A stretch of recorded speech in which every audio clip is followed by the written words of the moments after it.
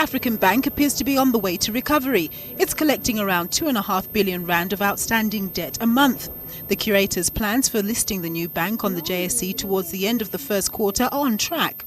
And a new sales campaign and initiatives for debt collections are bearing fruit. In fact, we started some new initiatives to make sure that we, get our collections up to the right levels and improve levels. One of that would be a point-of-sales terminal, so if customers owe us money, they can now, and we haven't had it before, go into our branches and pay with a debit card, so that makes it easier for them. We've also made arrangements with retailers, the major retailers.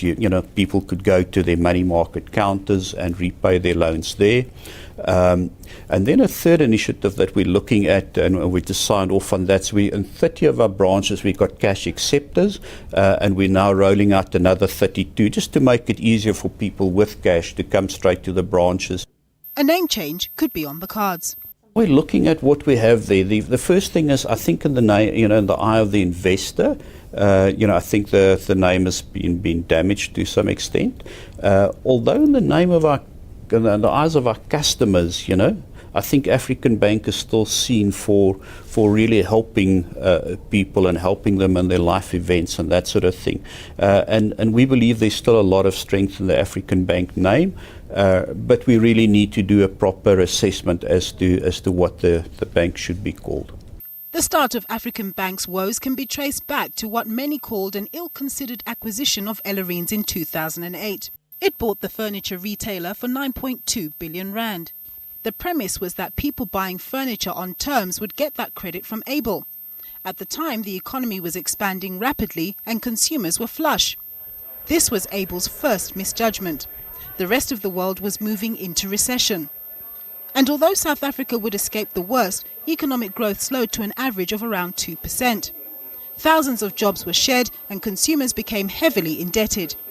Able reacted by relaxing lending criteria and increasing the repayment period.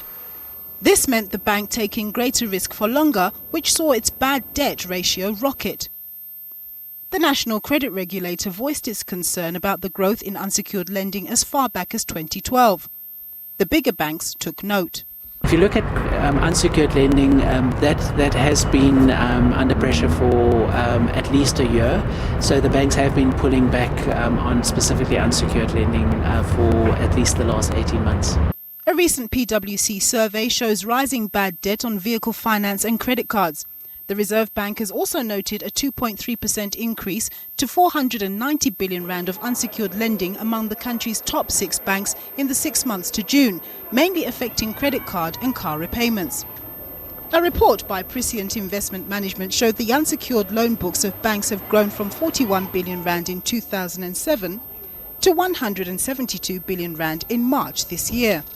Whereas the larger banks can comfortably absorb losses from unsecured loans, Able relied on wholesale finance to fund their loan book. When a bank goes out and borrows money from the financial markets, if the financial markets start to get concerned about a bank's financial position, that can be turned off very quickly, and we saw that with African Bank. Whereas if it's reliant heavily on retail deposits, i.e. the man on the street putting money in the bank, then it's less likely that there's going to be a run on the bank. Although Able's strategy of extending debt repayment by 5 months was not specifically mentioned in the Reserve Bank's 2013 Bank Supervision Report, the bank has been under closer supervision for some time. We have pointed out that Able has been under closer supervision for some period of 18 months.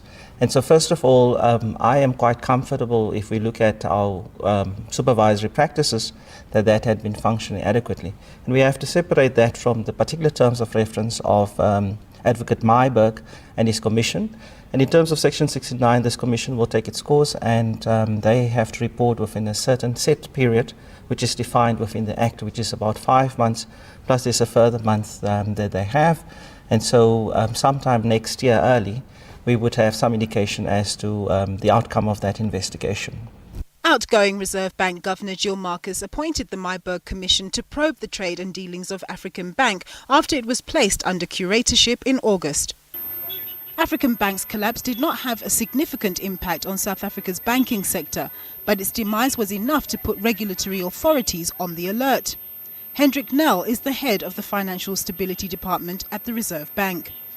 The one we would like to highlight here is that despite being a small bank, less than 2% of the total sector, we did see that African Bank was highly interconnected with the rest of the financial system, and that is something to be monitored and managed. While the tough economic environment continues in South Africa, the Curator is confident that with the new measures to clamp down on bad debt and new initiatives being rolled out, African Bank will be able to stand on its own feet in the not too distant future.